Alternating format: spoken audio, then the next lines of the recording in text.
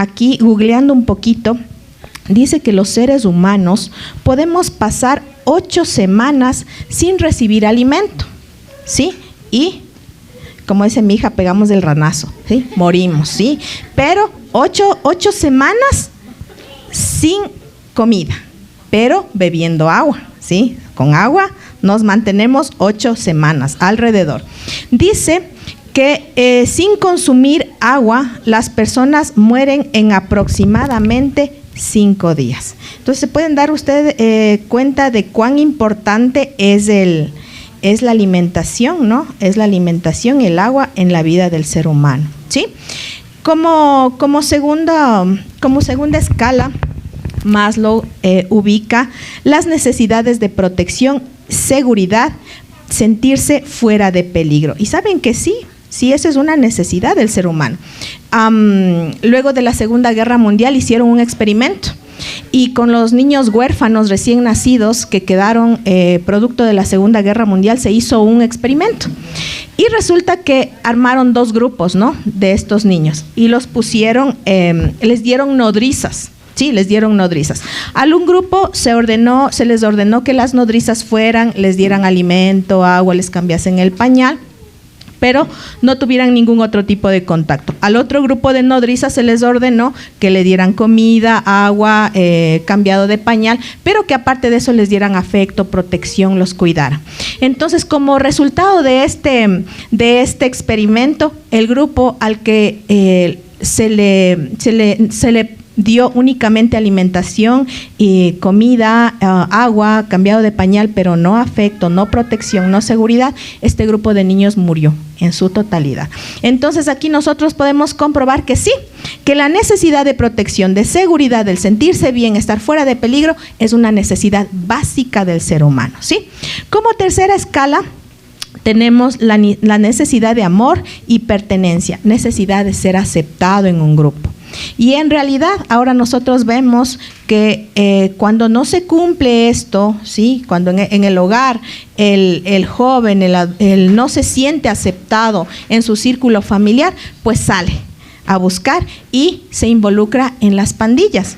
Cuando hacen un estudio a las personas que forman parte de estas pandillas, son personas, son jóvenes, son muchachos que no se han sentido aceptados dentro de su vínculo familiar, ¿sí? Entonces, es una necesidad también. Vamos a la cuarta escala y dice Maslow que en la cuarta escala las personas necesitan sentirse valoradas, ¿sí?, que es una necesidad básica. Y consideramos que sí, ¿no es cierto? Y aquí voy a hacerles un test de 2 preguntas. ¿Están listos? ¿Sí? La respuesta va a ser para sus adentros. Sí, vamos a ver si es que nosotros cómo estamos en esta cuarta escala, ¿sí?, en la necesidad de valoración. La respuesta va a quedar para sus adentros, ¿sí? Y la primera pregunta dice: ¿tú quieres que las personas te valoren por lo que tú eres o por lo que tú tienes, por tus logros, por lo que tú haces? ¿Sí? ¿Por qué queremos que la gente nos valore? Por lo quienes somos nosotros, dicen, ¿cierto? Y creo que esa es la respuesta general, ¿no es cierto?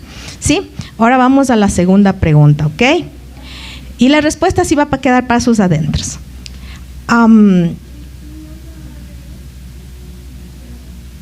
¿Por qué te valoras tú? ¿Tú te valoras por quien tú eres o por lo que tú tienes, has conseguido, los logros que has alcanzado? ¿Por qué te valoras? Creo que la respuesta es general, ¿no? Nosotros queremos que el resto nos valore por lo que nosotros somos, ¿sí? Pero nosotros nos valoramos por lo que tenemos, por lo que logramos alcanzar.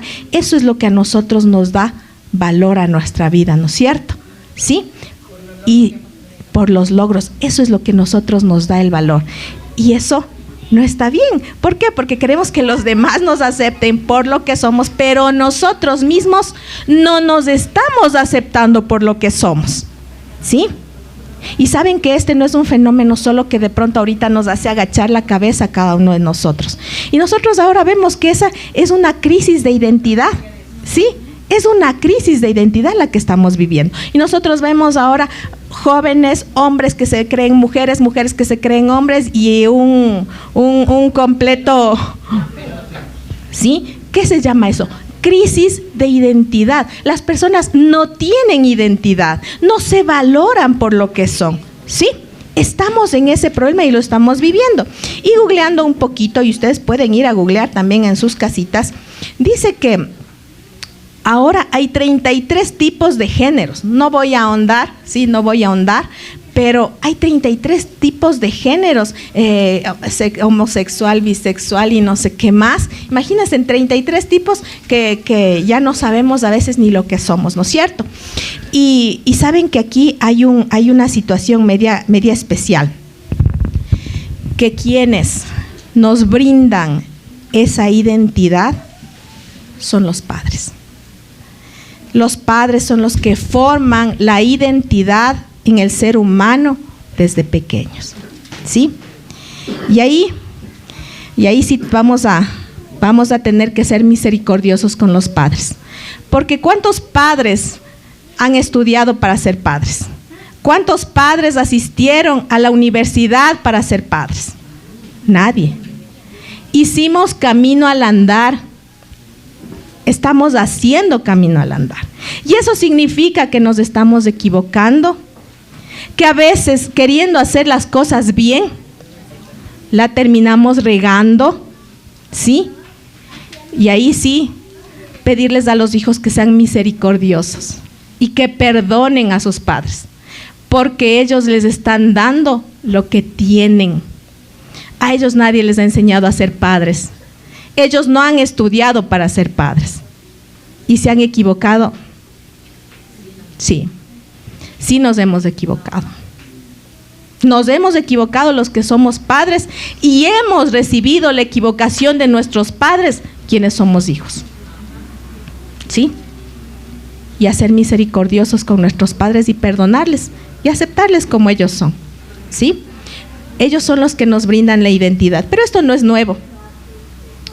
Esto no es nuevo. Saben que nuestra guía en la palabra de Dios, nosotros encontramos que antiguamente se les otorgaba la identidad desde el mismo nacimiento, ¿sí? Ustedes recuerdan que cuando el niño nacía le daban el nombre, se le daban la identidad, y de ahí nos acordamos de un Jacob, que le pusieron usurpador, ¿no es cierto? A un Nabal, a un necio, ¿sí? Y así era. Y los relatos bíblicos que nos dicen que tal cual el padre le nombraba desde su nacimiento, tal cual el muchacho era, ¿no es cierto? Y aquí nosotros vamos a ver una historia bastante interesante. Y les invito a que abran sus Biblias en Primera de Crónicas, el capítulo 4. Primera de Crónicas, el capítulo 4.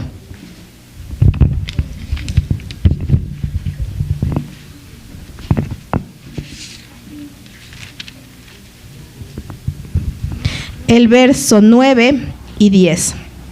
Si nosotros vemos el capítulo 4 desde el verso 1, vemos una cronología, ¿no? Vemos que dice los hijos de Judá, Fares, Esron, Carmi, y van ahí dando detalles de una genealogía, ¿no? Y todo el capítulo es así, todo el capítulo. Pero nos vamos a detener en el verso 9. En el verso 9, en el verso 9 y el 10 cambia el estilo de esta genealogía, cambia y hace un llamado de atención y dice, mire, y Jabes fue más ilustre que sus hermanos, al cual su madre le llamó Jabes, diciendo, por cuanto dio a luz en dolor. Miren esta madre cómo se equivoca, ¿no? Y le pone a su hijo doloroso, pobre muchacho marcado para toda su vida. Doloroso, ven a comer. Doloroso, pásame esto. ¿Se imaginan ese nombre para un ser humano? Fregado. O sea, esta madre se equivocó. porque marcó la vida de su hijo para negativo, para mal, ¿sí? Pero miren, aquí Jabes nos da una lección y seguimos seguimos el verso 10 y dice, mire, e invocó Jabes al Dios de Israel diciendo, oh, si me dieras bendición y ensancharas mi territorio, si tu mano estuviera conmigo y me libraras del mal para que no me dañe. Y le otorgó Dios lo que le pidió. Entonces, mire, a este joven que su madre le marcó para mal, que su madre le marcó para desgracia, que no le dio una identidad correcta, ¿sí? Este muchacho se agarra de la mano del poderoso y el Señor le otorga lo que Él le dio. Dice, le da bendición. Él pidió bendición y el Señor le dio bendición. Y entonces aquí hacemos un paréntesis. No importa, ¿sí? No importa lo que nos haya pasado, no importa. Si hacemos lo que Jabes hizo y nos agarramos de la mano de nuestro Señor poderoso de Israel, pues Él nos dará la victoria y nos dará lo que nosotros necesitamos, ¿sí? Y saben que vamos a ver en el verso 139, Salmo 139, 13 y 18. En el verso 13 vamos a leer. Dice, porque tú formaste mis entrañas, tú me hiciste en el vientre de mi madre. Te alabaré porque formidables y maravillosas son tus obras. ¿Quién nos ha formado? El Señor. Dios mismo nos ha formado desde las entrañas. Y mire lo que dice el salmista. Te alabaré porque formidables y maravillosas son tus obras. Miren esa identidad que nos está entregando nuestro Padre Celestial a nosotros. ¿Sí? Nuestro Padre Celestial nos da ese sentido de vida, ese valor que muchas veces nos quitaron las personas, nos quitó mamá, nos quitó papá, nos quitaron las circunstancias, pero el Señor mismo está diciendo que Él nos ha formado, ¿sí? Él mismo. ¿Y el Señor se equivoca? ¿Hace malas cosas? Jamás, jamás. Y el salmista dice, te alabaré porque formidables son tus obras. Sí, maravilloso soy yo. Tú me hiciste perfecto, dice, ¿no? Y vamos a ver otro texto. Jeremías 1:5.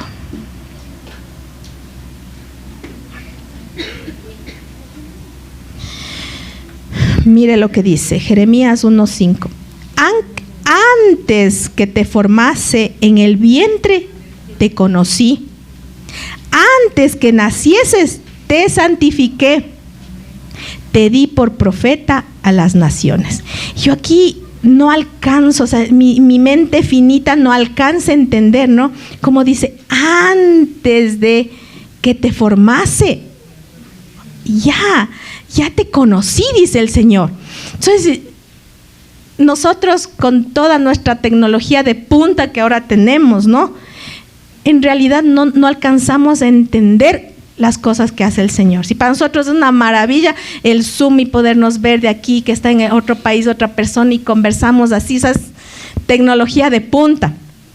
Pero el Señor en la Biblia nos habla de que un hombre estaba en un momento aquí y en otro momento ya estaba en otro lado. O sea, cosas que nuestra mente finita no avanza a entender. Y yo aquí trataba de entender con mi mente cómo es que el Señor, antes de que yo estuviera formada en el vientre de mi madre, Él ya me conoció. Entonces, para hacerme una idea, yo decía, ahí están ya las personas ahí, en un estante, y el Señor la tiene ahí, y antes de formarla en el vientre, dice, ahora te toca a ti, ven. Algo así lo entiendo yo. Entonces, cuando yo veo que el Señor, antes de que yo fuera formada en el vientre de mi madre, Él me conoció, me santificó y me dio por profeta. Entonces yo digo, si Él me escogió a propósito, pues. ¿No es cierto? Yo nací a propósito. Antes que naciera te santifiqué. Entonces me dio un propósito. Yo nací con un propósito. Y te di por profeta a las naciones. Tienes una misión que cumplir.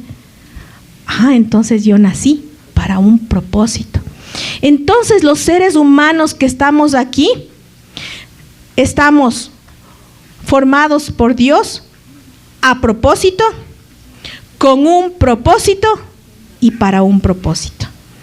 Y entonces ahí sale de nuestra mente lo que nos hicieron creer y lo que a veces teníamos como engaño en nuestras vidas. Cuando nos dijeron, es que yo nunca quise tener una hija. Problema tuyo, mamá. Pero yo soy voluntad divina. Ustedes y yo somos voluntad divina.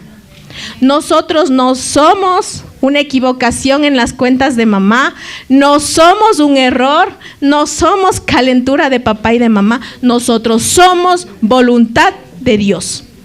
Usted y yo somos voluntad de Dios. Y esa es la identidad más importante que el Señor nos entrega. No somos casualidad, no somos cualquier cosa, somos voluntad de Dios. Y vamos a seguir en nuestra Biblia. Y vamos a buscar en Romanos 8:32.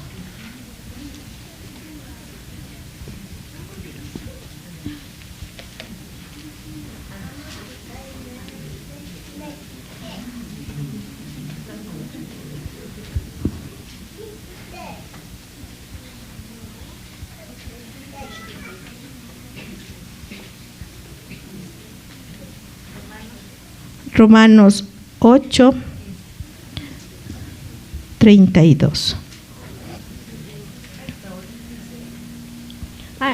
No, solo no me la pongas, las diapositivas, no las avancé a ordenar. Solo la primera y la segunda nomás, pero déjale en la primera, ¿ya? Sí. Romanos 8:32. El que no escatimó ni a su propio Hijo, sino que lo entregó por nosotros, ¿cómo no nos dará también con Él todas las cosas? El Señor se entregó a su propio Hijo, ¿cómo no nos va a dar también el resto? Si se dan cuenta el valor que tenemos para Dios, o sea, el valor que nosotros tenemos para Él es impresionante. Vamos a ver Jeremías 29:11.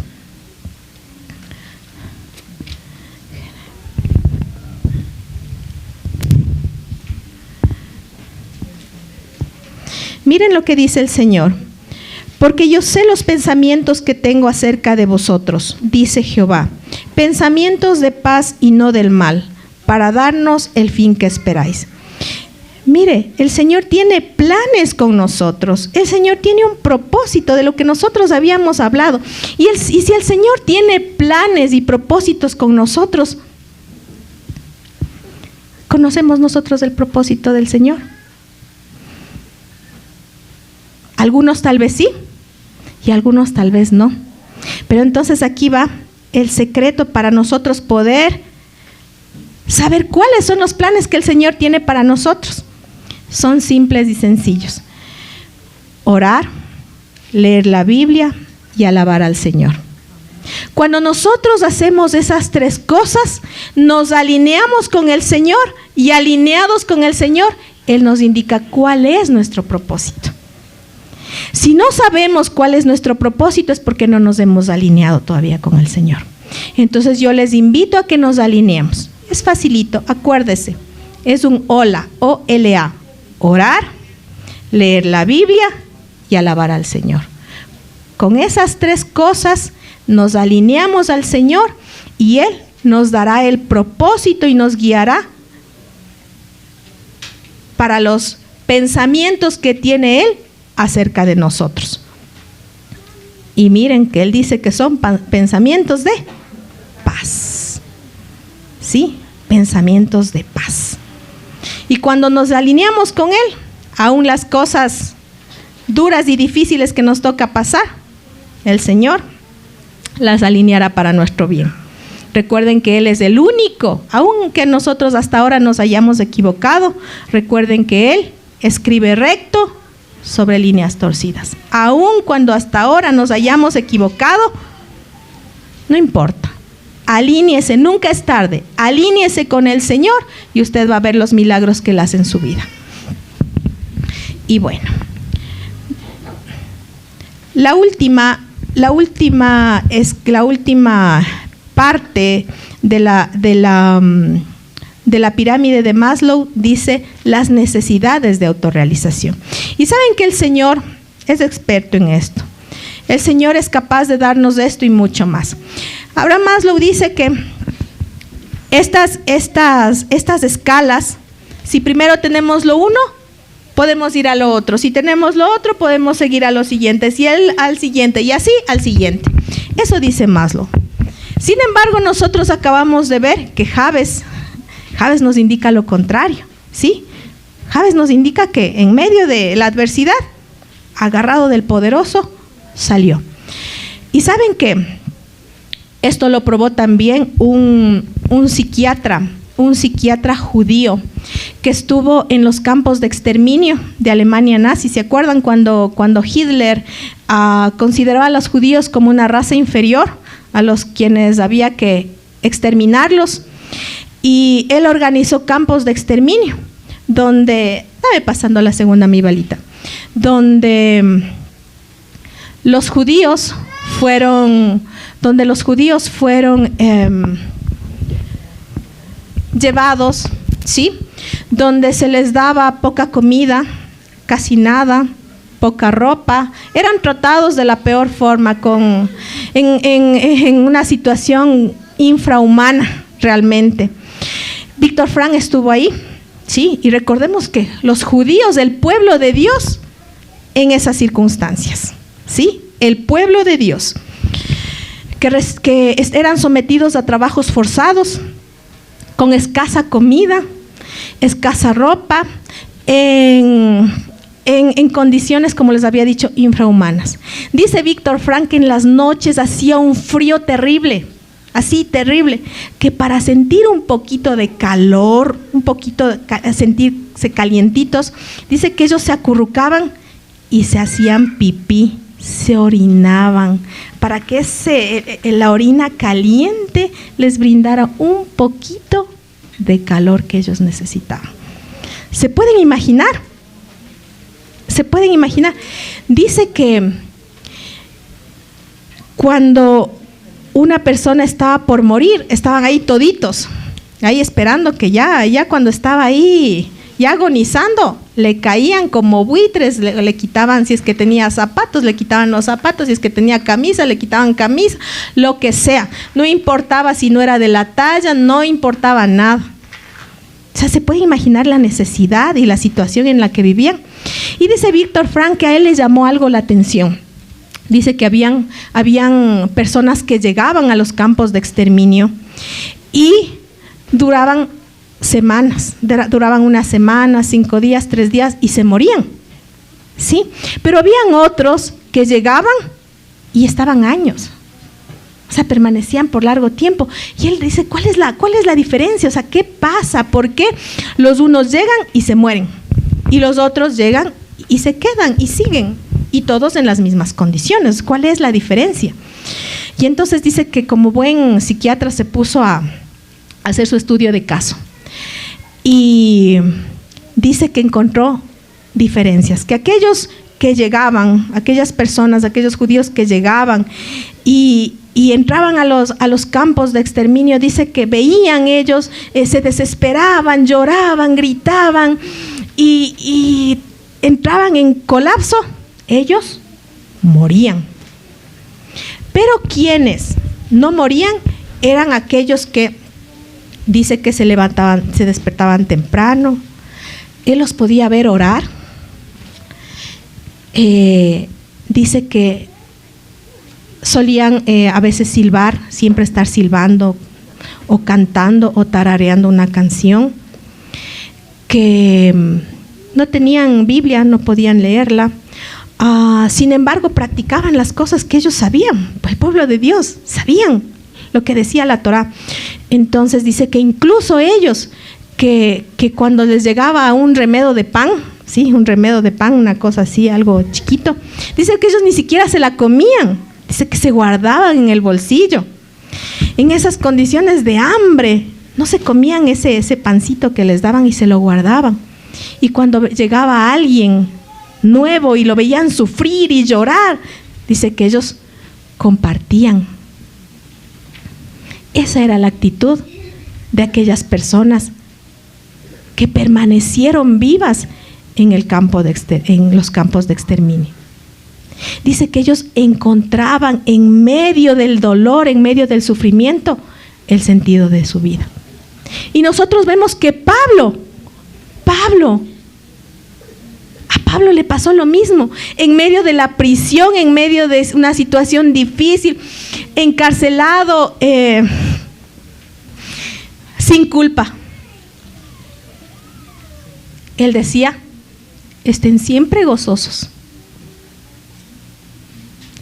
Les repito, estén siempre gozosos. ¿Se pueden imaginar un hombre en las peores condiciones gozoso? Difícil, ¿no? Pero el Señor, Dios, Él es el que le daba el sentido de vida a Pablo. El confiar en el Señor es lo que les daba el sentido de vivir y les alargaba la vida y les permitió obviamente salir, aquellas personas que vivían en los campos de exterminio, salir vivos de ahí. La confianza en el Señor. Y ahora nosotros que estamos afuera, que estamos con comodidades, ¿sí? Con todos, quizás muchos de nosotros tenemos lo que dice Maslow, eso y más, tenemos. Y a veces nosotros estamos deprimidos, y a veces estamos tristes, ¿sí? Porque nos ha faltado nuestra identidad, porque no tenemos una identidad clara. Pero hoy que conocemos lo que el Señor dice de mí, no importa lo que el resto diga, porque yo sé lo que el Señor dice de mí. Y cuando yo tengo claro lo que el Señor dice de mí, tengo una identidad clara en la vida.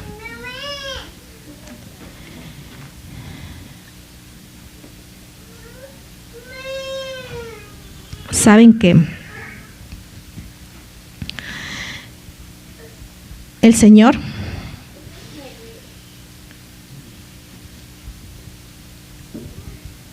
a cada uno de nosotros nos está llamando, y no solo a nosotros, sino a las personas que están fuera, que no le conocen. Esta falta de identidad no solo la tenemos nosotros, muchas personas la tienen afuera. Y el Señor nos invita a que nosotros hagamos la oración de Jabes. Señor, bendíceme. Señor, amplía mi territorio. Señor, tómame de la mano. Eso nos dice el Señor ahora a cada uno de nosotros. Quizá no nos está diciendo amplía mi territorio en cosas, pero amplía mi territorio de personas que yo pueda enseñarles lo que yo sé de ti, para que esas personas también puedan encontrar una identidad en ti, puedan alinearse contigo y alcanzar el sueño de Dios. Ustedes y yo somos el sueño de Dios. Alíneate, alineémonos. El Señor tiene grandes planes para nosotros. No importa lo que hasta ahora nos hayan dicho, no importa lo que hasta ahora hayamos creído. el Señor nos creó a propósito, con un propósito y para un propósito. Que Jehová nos bendiga.